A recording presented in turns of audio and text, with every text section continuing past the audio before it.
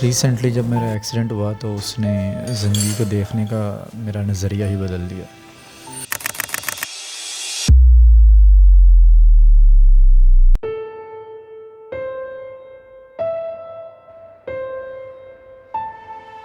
Life में जब आपके हालात आपकी फ़ेवर में ना हो और कुछ भी ठीक ना चल रहा हो, तो ऐसे में जो सबसे पहला काम करना चाहिए ना, वो है रुक जाना, ब्रेक ले लेना, हर चीज़ से थोड़े टाइम के लिए कट ऑफ हो जाना, वक्फ़ा ले लेना।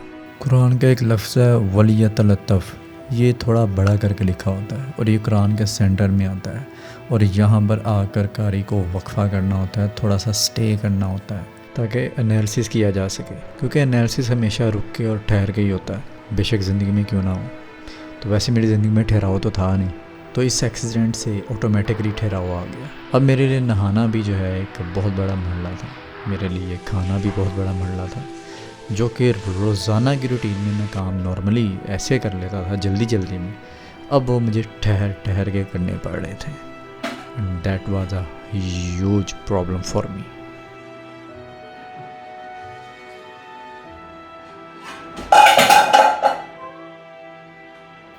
कोई भी काम ठीक से नहीं होता था, इवन का सारा दिन ही गनूदगी रहती थी, क्योंकि रात दर्द की वजह से सोया नहीं जाता था, करवट ही नहीं ली जाती थी, हर जगह दर्द होती थी।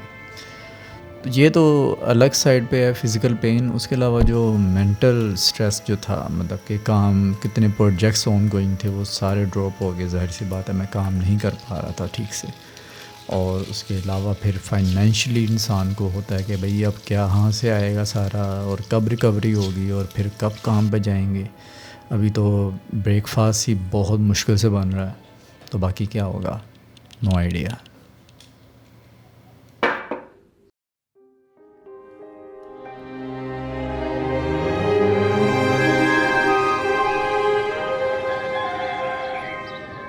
इस दौरान मैंने 4 काम किए। सबसे पहला मैंने अपने आप को नेचर से कनेक्ट किया, सुबह उठ के सनसेट डेली देखा।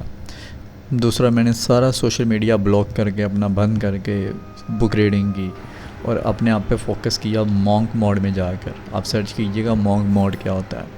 जितना आप कंटेंट कंज्यूम करते हैं ना, उतना आपकी बॉडी और आपका जो माइंड में प्रेशर और डिप्रेशन जो होता है ना, वो हाई हो जाता है। तो इसलिए मैंने इसको बिल्कुल क्लोज डाउन कर दिया और फोकस किया कि मैं किताबों से कुछ ना कुछ बेहतर सीख सकूं। जब मैं ठीक हो जाऊं, सेहतयाब हो जाऊं, तो मैं एक बेहतर इंसान हूं, मेरे पास ज़्यादा क्वालिटीज़ और ज़्यादा स्किल सेट हो।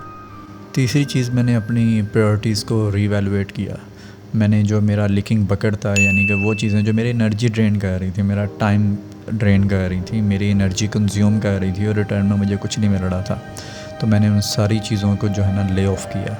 लीकिंग बकेट कुछ भी हो सकता है, कोई ऐप, सोशल मीडिया, इवन आपका कोई फ्रेंड भी हो सकता है जो आपका टाइम और आपकी एनर्जी बिला वजह वेस्ट कर दे, वो भी यूज़लेस चीज़ों में। चौथा काम जो है, मैंने अपने ब्रेन को डीक्लटर किया, जो कि बहुत ज़्यादा क्लटर हुआ था। क्लटर ये समझ ले कि जैसे घर में बहुत सारी चीज़ें बेतरतीब पड़ी होती हैं, जिसको आम ज़बान में हम खिलारा कहते हैं, तो वो बहुत ज़्यादा खिलारा मचा हुआ था दिमाग में भी। जो हमारी सोचें होती हैं, हमारी थॉट्स, हमारे ख़यालात जो होते हैं, वो बहुत ज़्यादा बेतरतीब होना, तो तब भी इंसान को डिप्रेशन होता है या इंसान किसी चीज़ पे ना फोकस नहीं कर पाता। तो उसके लिए आपको थॉट्स को डीक्लटर करना पड़ता है। तो वो मैंने डीक्लटर किया। अगर आपको भी डीक्लटर करना है अपने माइंड को, तो उसके लिए एक बुक है, declutter your mind, how to stop worrying. मैं आपको जो है ना लिंक डिस्क्रिप्शन में दे दूँगा। चौथी चीज़ जो है वो थैंकफुलनेस थी, क्योंकि हॉस्पिटल्स बार बार जाके मुझे रियलाइज़ हुआ कि लोगों की ज़िंदगी कितनी मिज़रेबल है, वो चलने फिरने के मोहताज हैं, सांस लेने के मोहताज हैं। इसकी वजह से मुझे रियलाइज़ हुआ कि मुझे ज़्यादा शुक्रगुज़ार होना चाहिए।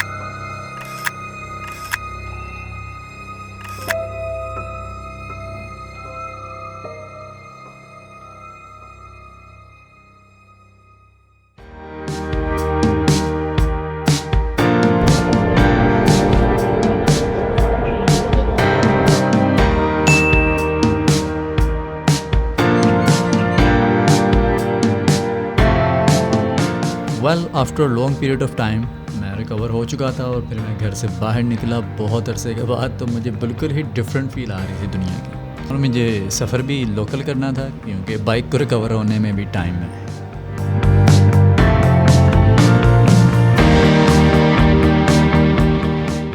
वैसे तो ऑरेंज लाइन का सफ़र बहुत ही कन्वीनियंट है, लेकिन लोग अपनी हाइजीन का ख्याल नहीं रखते तो समटाइम्स बहुत स्मेल आती है। खैर अभी के लिए मुझे बहुत सारे प्रोजेक्ट्स एक्वायर करने हैं, क्योंकि मेरे सारे प्रोजेक्ट्स ड्रॉप हो गए थे जो प्रीवियस में कर रहा था, और उसके लिए मुझे मीटिंग्स करनी थी, और मीटिंग्स तक पहुंचने के लिए मुझे बहुत सारा सोच विचार करनी थी। और घर बैठ बैठ के वैसे ही इंसान का जो है दिमाग बंद हो जाता है, तो फिर मुझे बाहर निकल कर बहुत सारा काम करना था।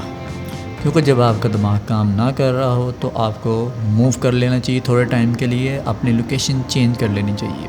हिजरत इसी का तो नाम है कि आप अपनी जगह तब्दील करें और नए माहौल में जाके देखें और सोच विचार करें, और तब आपको नए आइडियाज़ आते हैं। और आइडिया जो भी है ना, उसको लिख लेना बहुत ज़रूरी होता है, क्योंकि दिमाग से निकल जाता है और वो आइडिया वर्थलेस होता है अगर उसको इम्प्लीमेंट ना किया जाए या उसके लिए वर्किंग ना की जाए। तो फाइनली काफ़ी मेहनत के बाद मैं अपने ट्रैक पे वापस आने लगा था, और जाहिर सी बात है फुल पोटेंशियल के साथ नहीं, इस पर तो थोड़ा टाइम लगेगा। बाकी मीटिंग्स, कोलैबोरेशन और प्रोजेक्ट्स, ये सब प्रोसेस के सारे प्रोसेस के दौरान जो मुझे सबसे ज़्यादा चीज़ रियलाइज़ हुई ना, वो ये कि वक्त आपके लिए नहीं रुकता, दुनिया आपके लिए नहीं रुकती, बेशक जो मर्ज़ी हो जाए, और दुनिया आपके बगैर भी वैसे ही चलती है। आप रिप्लेसेबल होते हो हर सिचुएशन में, हर सिनेरियो में। और सेकंड जो मुझे चीज़ रियलाइज़ हुई वो ये थी कि आपने अपना दर्द ना खुद ही बर्दाश्त करना होता है। कोई 10-15 मिनट के लिए आपका दर्द उधार नहीं ले सकता कि आपको पेन हो रही है तो मैं आपके लिए आधे घंटे की पेन मैं ले लेता हूँ, तकलीफ़ मैं ले लेता हूँ। वो आप ही ने बर्दाश्त करनी होती है, और एक प्रोसेस होता है ज़िंदगी का।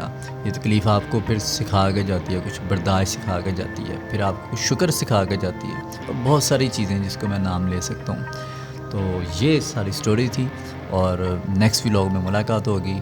अब रेगुलर व्लॉग्स आते रहेंगे इंशाल्लाह। तब तक के लिए अल्लाह हाफ़िज़।